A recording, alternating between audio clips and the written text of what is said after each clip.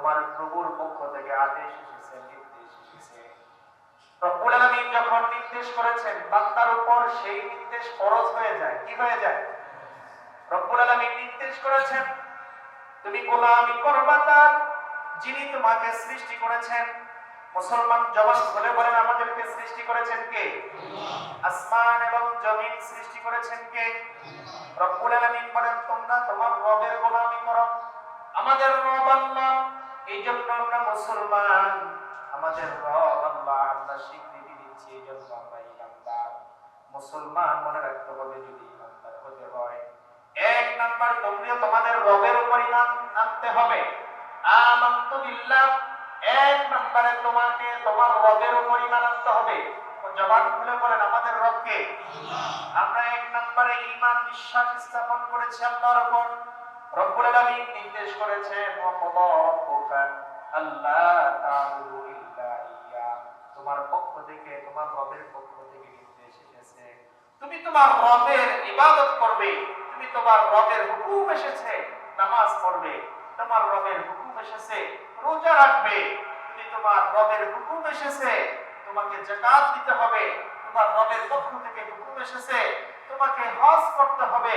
যদি তোমার উপর হজ ফরজ হয়ে যায়, রব্বুল আলামিন বলেন আমার এই সমস্ত হুকুমের পর তোমার উপর আমার পক্ষ থেকে নির্দেশ হলো তুমি তোমার মা বাবার সাথে কখনো বেয়াদবি করবে না, তুমি তোমার মা বাবার সাথে কখনো শক্ত স্বরে কথা বলবে না, তুমি তোমার মা বাবার বাধ্য সন্তান হয়ে যাবে। সুবহানাল্লাহ। নির্দেশ কার? নামাজের কথা নির্দেশ করেছেন কে? যে আল্লাহ নামাজের কথা নির্দেশ করেছেন, যে আল্লাহ রোজার কথা নির্দেশ করেছেন, যে আল্লাহ হজের নির্দেশ দিয়েছেন, যে আল্লাহ ইসলামের প্রত্যেকটা পূর্ণাঙ্গ বিধানের উপর নির্দেশ করেছেন, সেই আল্লাহ নির্দেশ করেছেন ওয়া বিল ওয়ালিদাইনি ইহসানা। আমি রব্বুল আলামিনের হুকুমের পর তোমার উপর দায়িত্ব এবং জিম্মাদারি আমি রব্বুল আলামিন দিয়েছি। তুমি তোমার মা বাবার সাথে সৎ আচরণ করো, নরম ব্যবহার করো, তোমার মা বাবার সাথে উত্তম আচরণ করো, এমন উত্তম আচরণ করো তোমার যে কথায় তোমার মা বাবা কোনোদিন কষ্ট পাবে না। সুবহানাল্লাহ বলেন। আমাদের সমাজের প্রেক্ষাপট বাস্তবতা কি এরকম রয়েছে? আমরা বন্ধুর সাথে সময় দেই খুব হাসি মুখে, বান্ধবীর সাথে ঘন্টার পর ঘন্টা সময় নষ্ট করি, অফিসিয়াল কাজে ঘন্টার পর ঘন্টা সময় নষ্ট করি, নানান প্রকার কাজে আমরা ব্যস্ত থাকি। মা যখন কল দেয় বাবা তুমি কোথায় রয়েছো, বা ব্যস্ত আছি, এরকম মুসলমান যুবক আছে না নাই? কথা বলেন আছে না নাই? রব্বুল আলামিন বলেন না তোমার বন্ধু কল দিবি, বন্ধুর কলকে তুমি এভয়েড করে যাও। তোমার পৃথিবীর যত বড় বড় তোমার ব্যস্ততা থাকুক না কেন, যখন তোমার মায়ের পক্ষ থেকে ডাক এসে যাবে, তোমার বাবার পক্ষ থেকে ডাক এসে যাবে, তখন তোমার দুনিয়ার সব কাজ তোমার জন্য হারাম। সুবহানাল্লাহ বলেন। সব কাজ তোমার জন্য হারাম। যেভাবে তোমার রবের মসজিদের মিনারা থেকে তোমার রবের হুকুমের জন্য নির্দেশ দেওয়া হয় আল্লাহু আকবার, আল্লাহু আকবার জোরে যখন মসজিদের মিনারা থেকে মুয়াজ্জিন আযান দেয়, তখন তোমার দুনিয়ার সব কাজ তোমার জন্য হারাম করে দিয়েছেন কে? জবান খুলে বলেন তোমার জন্য হারাম করে দিয়েছে কে? সেই আল্লাহ নির্দেশ করেছেন তোমার মা যখন তোমাকে ডাক দিবে, সন্তান আমি অসুস্থ সন্তান একটু ছুটে আসো, তোমাকে দেখতে ইচ্ছে করে সন্তান। দীর্ঘ কত মাস হয়ে গেল সন্তান গ্রাম থেকে তুমি শহরে গিয়েছো, সন্তান বহুদিন হলো তোমাকে দেখি না।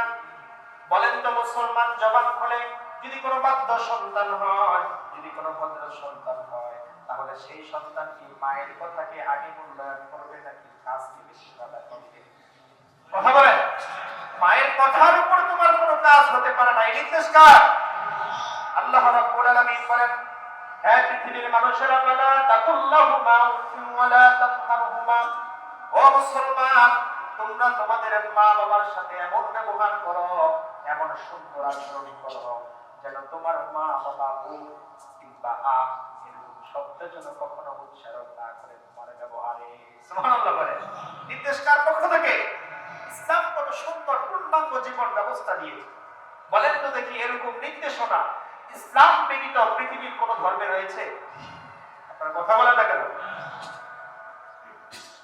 ইসলাম ব্যতীত এত সুন্দর স্বাধীনতা, ইসলাম ব্যতীত এত সুন্দর মানবতা, ইসলাম ব্যতীত এত সুন্দর সুস্থ সমাজ পৃথিবীর কোন ধর্ম দিতে পারে না। এই জন্য আল্লাহ রাব্বুল আলামিন বলেন, ফালা তাকুল্লাহুমা উফিন ওয়ালা তানহারহুমা, খবরদার তোমরা তোমাদের মা বাবার সামনে উফ কিংবা আহ শব্দ উচ্চারণ করবে না। তোমরা তো উচ্চারণ করবেই না, তোমাদের মা বাবাও যেন তোমাদের কথাবার্তা আচার আচরণের চাল চলনে উফ কিংবা আহ শব্দ উচ্চারিত না করে। বলেন তো ভাই, আমাদের সমাজে এরকম যুবক রয়েছে না, যেই যুবকের কর্মের কারণে, যেই যুবকের কৃতকর্মের কারণে সমাজের মানুষের কাছে বাবা মা অপমানিত লাঞ্ছিত হয়? এরকম যুবক আছে না ভাই? কথা বলেন। সন্তান অপকর্ম করেছে, এলাকার মাতব্বর বাবাকে ডেকেছে, মাকে ডেকেছে, সমাজের হাজারো মানুষের সামনে মা বাবাকে লাঞ্ছিত করেছে, অপমানিত করেছে। ওই মা বাবা লাঞ্ছনা এবং অপমান সহ্য না করতে পেরে ঘরের ভিতরে সে ঘরের দরওয়াজা বন্ধ করে দিয়ে চোখের পানি ছেড়ে ছেড়ে কান্না করে। এরকম মা বাবা আমাদের সমাজে আছে না নাই? ও যুবক, তুমি কিভাবে পারো যে মা তোমাকে 10 মাস 10 দিন গর্ভে ধারণ করেছে সেই মাকে কষ্ট দিতে? কারণ যুবক, তোমার তো এখন উচিত ছিল তোমার জীবনের সর্বোচ্চটুকু তোমার কলিজা ছিঁড়ে হলেও তোমার মা বাবার মুখে হাসি তোলার দায়িত্ব তোমার ছিল। ঠিক না বেঠিক? কথা বলা ঠিক না বেঠিক? অথচ আমরা যখন আমাদের যৌবনকাল এসে যায়, যখন আমাদের মা বাবা খিদমত করার সময় এসে যায়, তখন আমরা মা বাবাকে খিদমত উপহার না দিয়ে কষ্ট উপহার দিই। ঠিক না বেঠিক? এই জন্য আল্লাহ পাক রব্বুল আলামিন তারপরে মায়ের কষ্ট কোরআনে স্মরণ করিয়ে দিয়েছেন। ও পৃথিবীর মানুষেরা, ওয়াসাইনাল ইনসানা বিওয়ালিদাইহি হামালাতহু ওয়াহনান আলা ওয়াহন। আল্লাহ পাক রব্বুল আলামিন বলেন, আমি মানুষের তার পিতা মাতার প্রতি সৎ আচরণের নির্দেশ করেছি। ও পৃথিবীর মানুষ, আপনারা যারা এখানে উপস্থিত রয়েছে, আপনাদের কাছে একটা প্রশ্ন করব, যদিও আমি জানি এবং বুঝি, আপনারা জবান খুলে বলেন আমরা মানুষ কিনা? কথা বলেন, আমরা মানুষ কিনা? পৃথিবীতে বহু মা রয়েছে, গরুও বাচ্চা দেয়, ওই বাচ্চার মা রয়েছে। মহিষও বাচ্চা দেয়, ওই বাচ্চার মা রয়েছে। কুকুরও বাচ্চা দেয়, ওই বাচ্চার মা রয়েছে। পৃথিবীতে বহু প্রাণী রয়েছে, যেই প্রাণীগুলোর মা হয়, কিন্তু আল্লাহ রাব্বুল আলামিন অন্য কোন মাখলুককে নির্দেশ করেন নাই। রব্বুল আলামিন আপনাকে আমাকে নির্দেশ করেছেন, ওয়াসাইনাল ইনসানা বিওয়ালিদাইহি হামালাতহু উম্মুহু ওয়াহনান আলা ওয়াহন। আল্লাহ পাক রব্বুল আলামিন বলেন, আমি মানুষকে তার পিতামাতার প্রতি সৎ আচরণ করার নির্দেশ করেছি, কারণ তার মায়ের গর্ভধারণ হয়েছে দুর্বলতা ও দুর্বলতার দাবিতে। রব্বুল আলামিন বলেন, মানুষকে এটাই বুঝাতে চেয়েছেন, ও পৃথিবীর মানুষেরা, মা এমন একটা মানুষন, মা এমন একটা জাতি, যেই মা একমাত্র সন্তানকে পৃথিবীতে আনার জন্য যে পরিমাণ কষ্ট করেছে, পৃথিবীর আর কেউ একটা সন্তান জন্ম দেওয়ার জন্য তার কিঞ্চিত যাত্রা পরিমাণ কষ্ট করে না। ঠিক না বেঠিক? কথা বলে ঠিক না বেঠিক? একটা মা সন্তানকে পৃথিবীতে আনতে কি পরিমাণ কষ্ট করে। বাবাও সন্তানকে খাওয়ায়, মাও সন্তানকে খাওয়ায়, বাবাও সন্তানকে সমাজে মাথা উঁচু করে চলার জন্য পথ নির্দেশিকা দেয়, মাও দেয়। কিন্তু রব্বুল আলামিন মাকে কেন এত মর্যাদা দিয়েছে, মা সম্পর্কে কেন এত সুন্দর সুন্দর কথা বলেছে? ও পৃথিবীর মানুষেরা, মা একটা কাজ করেছে যে একটা কাজ বাবা করতে পারে নাই। মা এমন একটা কাজ তোমার জন্য করেছে, মা তোমার উপর এমন একটা ইহসান করেছে যে ইহসান পৃথিবীর কোনো আপনজনের জন্য করে নাই, বাবাও করে নাই। মা তোমাকে 10 মাস 10 দিন পর্যন্ত গর্ভে ধারণ করেছে। ও মুসলমান, জবান করে বলেন তো দেখি, বাবা কি 10 দিন পেটে রাখছে? বাবা কি 15 দিন পেটে রাখছে? 1 মাস রাখছে? 2 মাস রাখছে? 3 মাস রাখছে? না না, এক মুহূর্তের জন্য বাবা সন্তানকে পেটে ধারণ করে নাই। মা 10 মাস 10 দিন পর্যন্ত আপনাকে আমাকে পেটে ধারণ করেছে, গর্ভে ধারণ করেছে। ওই গর্ভে ধারণ করা কি কষ্ট, কি ব্যথা, সেটা মা ব্যতীত পৃথিবীর কোনো মানুষ বুঝবে না, পৃথিবীর কোনো মানুষকে বোঝানো যাবে না। এই জন্য আল্লাহ রাব্বুল আলামিনের হাবিবের একজন সাহাবী ডাক দিয়ে বললেন, ইয়া রাসূলুল্লাহ, ইয়া হাবিবাল্লাহ, আমি পৃথিবীতে সবথেকে বেশি কার সাথে সুন্দর আচরণ করব, সবথেকে বেশি কাকে ভালোবাসবো? আল্লাহ রাব্বুল আলামিনের হাবিবের সাহাবীর জবাবে আল্লাহ পাক রব্বুল আলামিনের হাবিব জবাব করে বললেন, ও আমার সাহাবারা, তোমরা সবথেকে বেশি তোমার মাকে ভালোবাসবে, তোমার মায়ের সাথে সবথেকে বেশি সুন্দর এবং উত্তম আচরণ করবে। সুবহানাল্লাহ। কার সাথে? রাসূলের সাহাবী বললেন, ইয়া রাসূলুল্লাহ, তারপরে কার সাথে? রাসূল 2 নম্বরে বললেন, তোমার মায়ের সাথে। সাহাবী 3 নম্বর প্রশ্ন করলেন, ইয়া রাসূলুল্লাহ, তারপরে কার সাথে? আল্লাহর নবী জবাব দিলেন, তোমার ভাইয়ের সাথে। সাহাবী আবার প্রশ্ন করলেন, ইয়া রাসূলুল্লাহ, ইয়া হাবিবাল্লাহ, তারপরে আমি কার সাথে উত্তম আচরণ করব? রাসূল বললেন, তোমার বাবার সাথে। সুবহানাল্লাহ। বাবারা খুশি না বেজার? কথা বলেন, খুশি না বেজার? 3 বার মায়ের কথা বলছে, এর জন্য মাথায় কষ্ট পেয়েছে? আপনার আমার মা আছে না নাই? আপনার আমার মায়ের সাথে আপনার আমার হিংসা চলে? মা এবং বাবা দুজনেই সম্মানের পাত্র, কিন্তু দুজনের মর্যাদা আল্লাহ পাক রব্বুল আলামিন সম্মানের কাছে একরকম রাখেনি। কারণ পৃথিবীর সব থেকে বেশি সর্বশ্রেষ্ঠ ইনসাফকারকে, কথা বলেন, সব থেকে সর্বোত্তম ইনসাফকার তিনি কে? এই জন্য আল্লাহ পাক রব্বুল আলামিন মা এবং বাবার মর্যাদা কখনো সমান দেয় নাই। কারণ বাবার তুলনায় মা 1000 গুণ বেশি কষ্ট করেছে সন্তানকে দুনিয়ায় আনার ক্ষেত্রে, ঠিক না নাকি? এই জন্য আল্লাহ পাক রব্বুল আলামিন সন্তান মা বাবাকে বেশি মহব্বত করে, কিন্তু বাবার তুলনায় মাকে একটু বেশি। রাসূল কারীম সাল্লাল্লাহু আলাইহি ওয়াসাল্লাম বলেন, পৃথিবীর মানুষেরা, তোমরা তোমাদের মা বাবার প্রতি এত বেশি দায়িত্বশীল হও, এত বেশি সহনশীল হও, বলে তোমার মা খুশি, তোমার আল্লাহও খুশি, তোমার বাবা খুশি, তোমার আল্লাহও খুশি। সুবহানাল্লাহ। মা বাবা খুশি যে সন্তানের উপর, সেই সন্তানের উপর খুশি কে? আপনারা কি মন খারাপ করেছেন? তারা জবাব করে বলেন, যেই মা বাবা সন্তানের উপর খুশি, সেই সন্তানের উপর খুশি তিনি কে?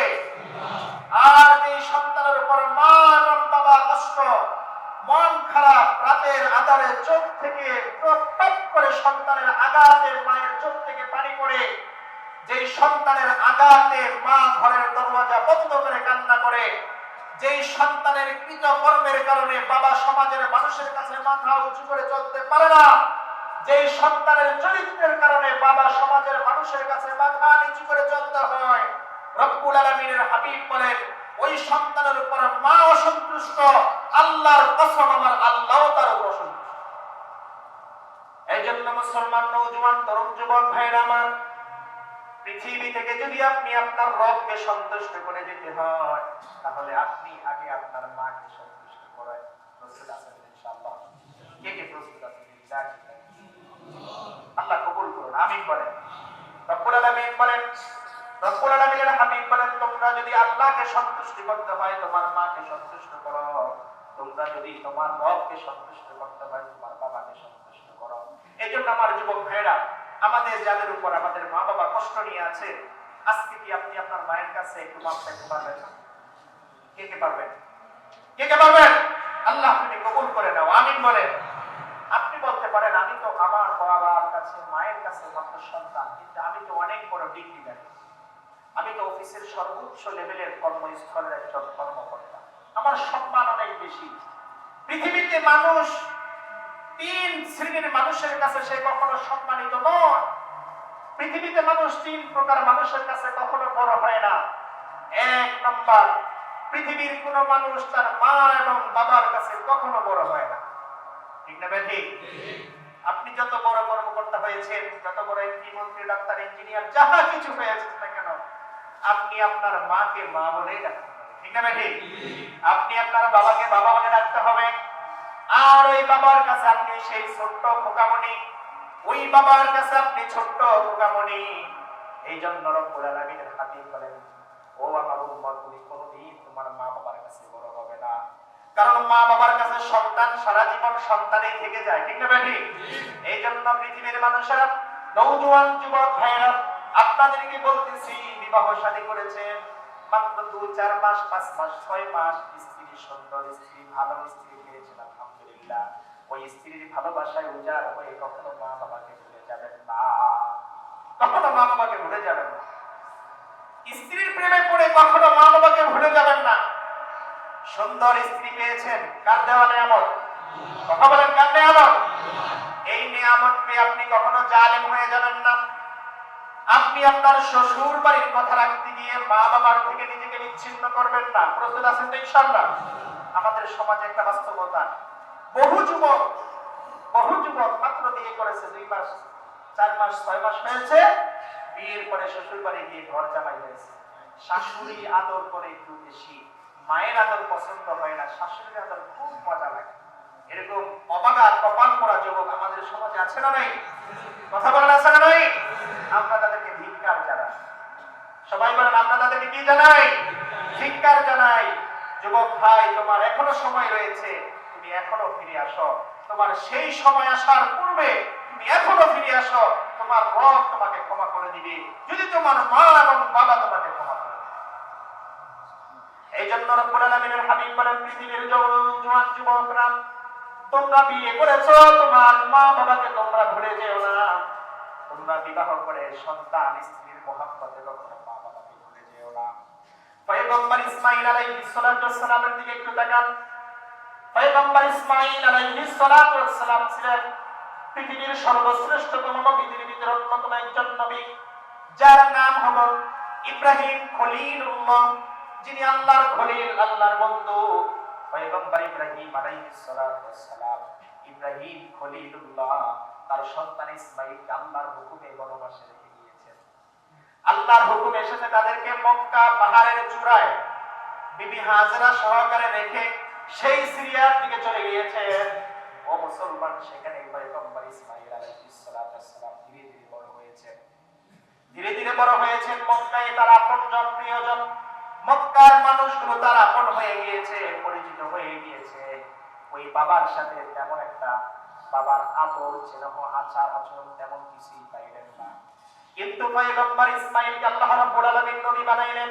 পয়গম্বর ইসমাঈল মক্কার জমিনে যখন নবী হয়েছেন, মক্কার জমিনে নবী হওয়ার পর তার জীবন যখন বেড়ে উঠতেছেন, 1 বছর, 2 বছর, 3 বছর, 5 বছর, 10 বছর হঠাৎ করে যখন তার জীবনে একটা যৌবনকাল প্রাপ্ত বয়স্ক উপনীত হয়েছে, মক্কার সমাজের কর্ণধার যারা রয়েছে, এলাকার মাতাব্বর, সমাজে 2-4 জন থাকে না, তারা পয়গম্বর ইসমাঈলকে ডাক দিয়ে বলছেন, ইসমাঈল, কি করাবো?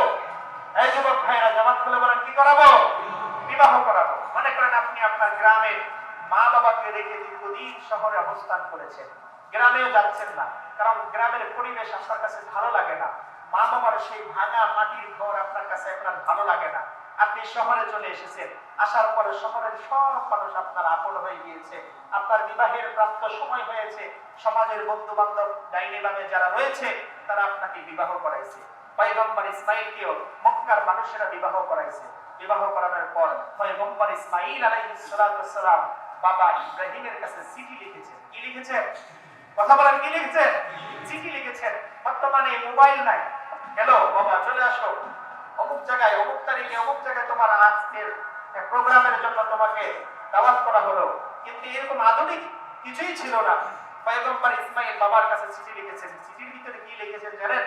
আল্লাহ পাক রব্বুল আলামিনের হাবিব স্পষ্ট ভাষায় বলেন, রব্বুল আলামিনের হাবিব বলেন, পয়গম্বর ইসমাঈল তার বাবার কাছে চিঠি লিখেছেন, বাবা আমি মক্কার জমিনে অবস্থান করছি, তুমি আমাকে মক্কায় রেখে গিয়েছিলে, এই মক্কার মানুষরা আমার বড় আপন হয়ে গিয়েছে, এই মক্কার মানুষরা আমাকে বিবাহ করিয়েছে।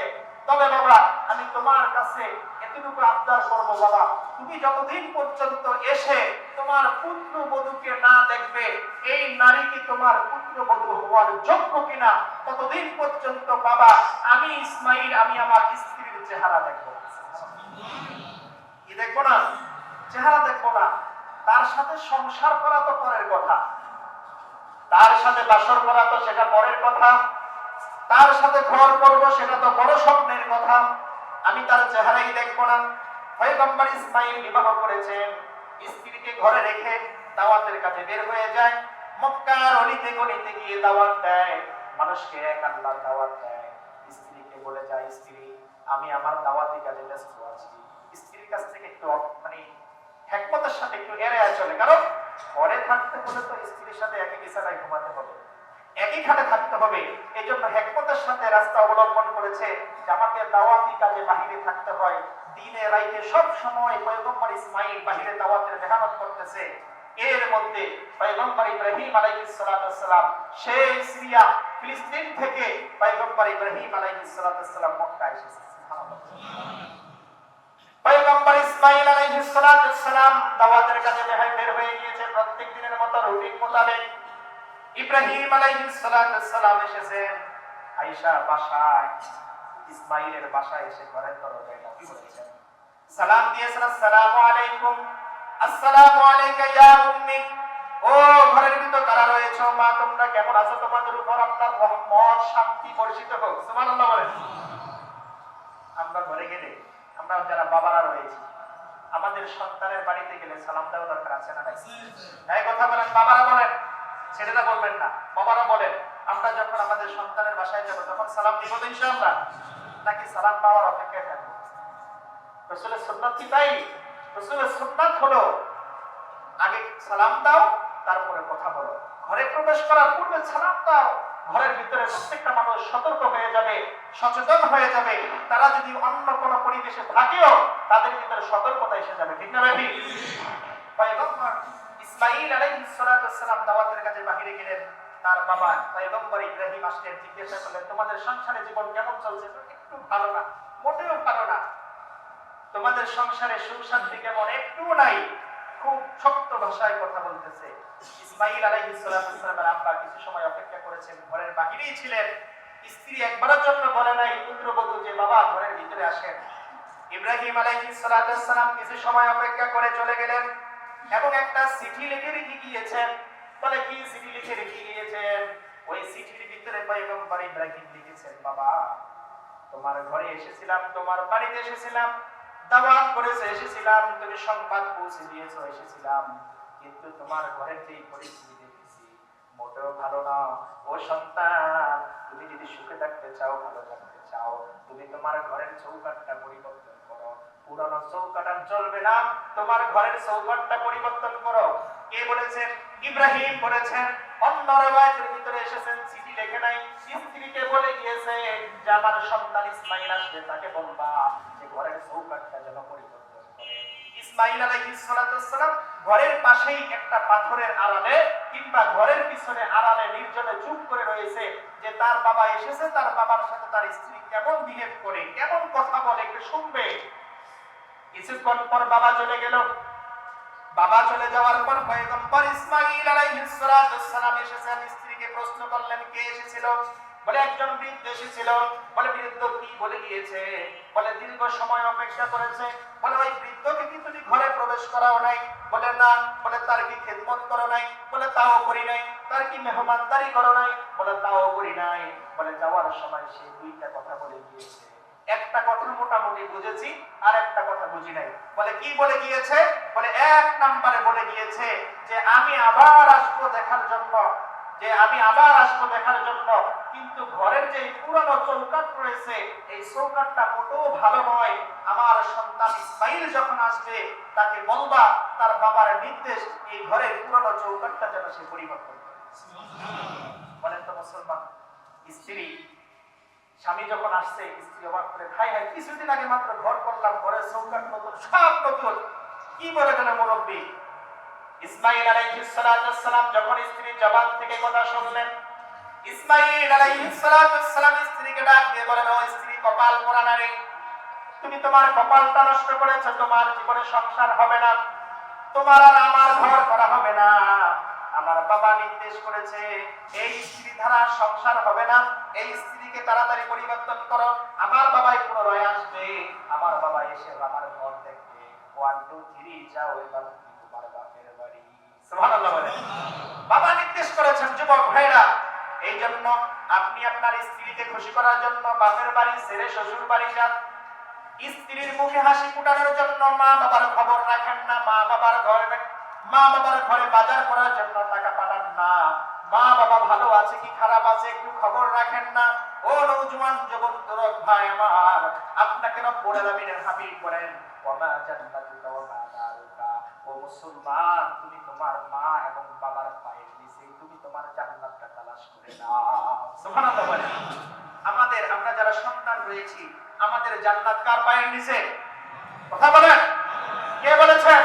আল্লাহ হাবিব বলেছেন ওমা জান্নাতুকা ওমা নারুকা, সন্তানের জান্নাত মা এবং বাবা উভয়ের পায়ের নিচে। তার মানে কি জান্নাত পায়ের নিচে মানে এটা বোঝানো হয় নাই জান্নাত তোমার মা বাবার পায়ের নিচে, মানে বুঝাতে চেয়েছেন তোমার মা বাবা তোমার উপর রাজি এবং খুশি, তোমার আল্লাহ তোমার উপর রাজি খুশি।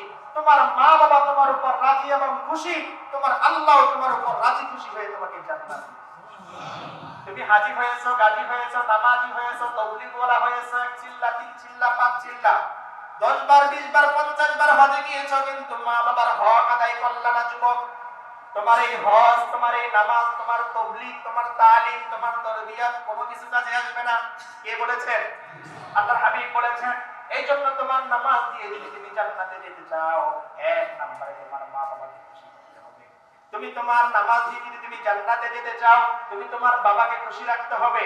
ও মুসলমান, আপনার আমার বাবা যদি আপনার উপর আমার উপর অসন্তুষ্ট হয়, বলেন তো দেখি আমার এই মুসলমানের তো কোনো কাজে আসবে? কথা বলেন, কোনো কাজে আসবে না। আল্লাহ পাক রব্বুল আলামিন কোরআন কারীমের ভিতর বলেন রব্বিরহামহুমা কামা রাব্বায়ানি সগীরা। যাদের মা বাবা পৃথিবীতে নাই, যাদের মা বাবা দুনিয়া থেকে বিদায় নিয়েছে, তুমি তাদের জন্য দোয়া করো রব্বিরহামহুমা কামা রাব্বায়ানি সগীরা। আর যাদের মা বাবা হায়াতে জীবিত আছে, তাদের কাছে যাও, তাদের পাও ধরো, হাত ধরো, চোখের পানি ছেড়ে দিয়ে দিয়ে তাদের মা বাবার কাছে তারা ক্ষমা চেয়ে নাও। কে নির্দেশ করেছে? আল্লাহ। যুবক ভাই, আপনি নামাজে এসেছেন, এজন্য আপনাকে স্বাগত। আপনি তাবলীগে যাচ্ছেন, এজন্য আপনাকে স্বাগত। আপনি হজ করেছেন, এজন্য আপনাকে স্বাগত। তবে আপনার জীবনে আপনি একটু তালাশ করে দেখেন, আপনার জীবনের উপরে আপনার মা বাবা কি খুশি নাকি অসন্তুষ্ট? একটু তালাশ করে দেখা দরকার আছে না নাই? যদি আজকে আপনি আপনার মা বাবাকে খুশি করতে পারেন, আমি আল্লাহকে সাক্ষী রেখে বলতে পারি আগামী জিন্দেগিতে আপনার সন্তানও কোনোদিন আপনাকে কষ্ট দিবে না। আপনি যদি আজকে আপনার মা বাবার মুখে হাসি ফোটাতে পারেন, আপনার সন্তান আগামী জিন্দেগিতে তার বুকের তাজা রক্ত বিক্রি করে হলেও মা এবং বাবার মুখে হাসি। এটা আল্লাহ তাআলার নির্দেশ। এই জন্য রাসূল কারীম সাল্লাল্লাহু আলাইহি ওয়াসাল্লাম বলেন, পয়গম্বর ইব্রাহিম চলে গেল, পুনরায় আসলো। ইসমাঈল আলাইহিস সালাম পুনরায় পছন্দ করে বিবাহ করলেন। বিবাহ করার পর বাবা আসার অপেক্ষায় রয়েছেন, বাবা আসবে, স্ত্রী দেখবে, পছন্দ করবে, তারপরে আমি তার সাথে সংসার শুরু করব। পয়গম্বর ইব্রাহিম আসলেন, আসার পর ঘরের সামনে এসে সালাম দিলেন পুনরায়, আসসালামু আলাইকুম, আসসালামু আলাইকুম। ঘরের ভিতর থেকে সালামের জবাব আসলো মধুর সুরে, নরম সুরে, ওয়া আলাইকুম আসসালাম ওয়া রাহমাতুল্লাহ। পয়গম্বর ইব্রাহিম আলাইহিস সালামের মনটা ভরে গেল, খুশি হয়ে গেল। ঘরের দরওয়াজা খুলে দিলেন, ইব্রাহিম ঘরের ভিতরে প্রবেশ করলেন। ইসমাঈল আলাইহিস সালামের স্ত্রী পয়গম্বর ইব্রাহিমকে জড়ায়া ধরলেন, বাবাকে জড়ায়া ধরে ঘরের খাটের উপরে বসাইলেন। পয়গম্বর ইব্রাহিম ডাক দিয়ে বললেন, মা, আমার পায়ে অনেক ময়লা রয়েছে, আমার পাগুলো একটু ধোয়ার ব্যবস্থা করো। পয়গম্বর ইসমাঈল আলাইহিস সালামের স্ত্রী তাড়াতাড়ি লোটার ভিতরে পানি নিয়ে ওই পানিগুলো এনে পয়গম্বর ইব্রাহিমের পাগুলোকে হাত দিয়ে ডলে ডলে মেজে মেজে সুন্দর করে পরিষ্কার করে দিয়েছেন।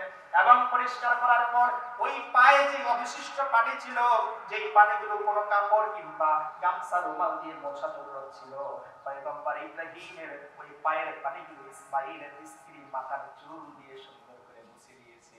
সুবহানাল্লাহ। এরকম স্ত্রী আমাদের সবার ঘরে থাকা দরকার আছে না ভাই? যুবক ভাইরা, দরকার আছে না নাই? এই জন্য যে স্ত্রীর উপর মা এবং বাবা সন্তুষ্ট, ওই স্ত্রী নিয়ে আপনার সংসার করা যায় কোনোভাবে জায়েজ নেই। যে স্ত্রী সন্তানকে মা বাবা থেকে বিচ্ছিন্ন করে, ওই স্ত্রী নিয়ে সন্তান করা পৃথিবীর কোন যুবকের জন্য জায়েজ না। কারণ আপনি মুসলমান, আপনার ঠিকানা জান্নাত।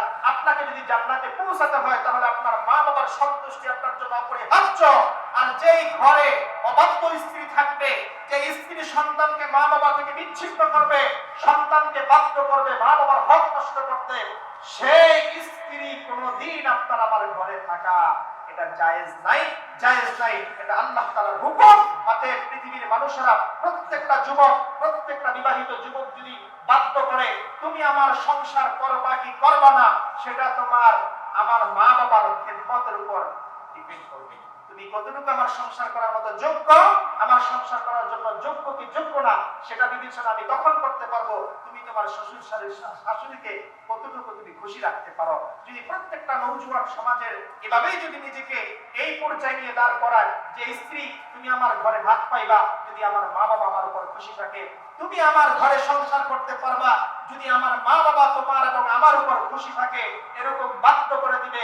আমি বিশ্বাস করি এই সমাজের 1 থেকে শুরু করে 1 বছরের ভিতরে বাংলাদেশে কোনো বৃদ্ধাশ্রম প্রয়োজন হবে না। কথা বলেন ঠিক না ঠিক? এই সমাজের ভিতরে কোনো বৃদ্ধাশ্রম প্রয়োজন হবে না যদি প্রত্যেকটা যুবক যদি তার স্ত্রীকে বাধ্য করে তুমি আমার সংসারে থাকবে কি থাকবে না সেটা আমার বাবা এবং মায়ের নির্দেশ। তাহলে দেখবেন পাগল হয়ে শ্বশুর শাশুড়ির খেদমত শুরু করে দিবে, পাগল হয়ে যাবে। হাই হাই, শ্বশুর শাশুড়ির খেদমত না করলে তো সংসার থাকবে না। আর যুবক তুমি তো মাতাল হয়ে গিয়েছো, তুমি তোমার স্ত্রীর একটু সৌন্দর্য, রূপের সৌন্দর্য, একটু তার আকৃষ্টতায় তুমি দুনিয়ার সবকিছু ভুলে গিয়েছো মাত্র 1 মাস 2 মাসের ব্যবধানে। অথচ তোমার যে মা তোমাকে 10 মাস 10 দিন পেটে রেখেছে, 2.5 বছর দুধ পান করাইছে, হাঁটি হাঁটি পা পা করে তোমাকে বড় করেছে, সেই মায়ের এই অগাধ ভালোবাসা তুমি ভুলে গিয়েছো একজন নারীর প্রেমে পড়ে। তোমার জন্য আল্লাহর জান্নাত নয়, তোমার জন্য আল্লাহর জাহান্নাম অপেক্ষা করতেছে। ঠিক না ভাই? আল্লাহ তাআলা আমাদের সবাইকে সহিহ বুঝ দান করুন। আমিন বলেন। আরো জোরে বলেন আমিন। আপনারা কি কষ্ট পেয়েছেন?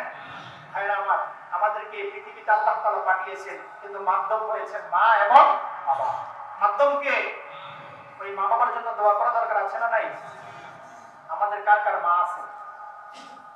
আলহামদুলিল্লাহ, মাশাআল্লাহ। কার কার মা এবং বাবা নাই? তারা একটা হাত দাও। আল্লাহু আকবার।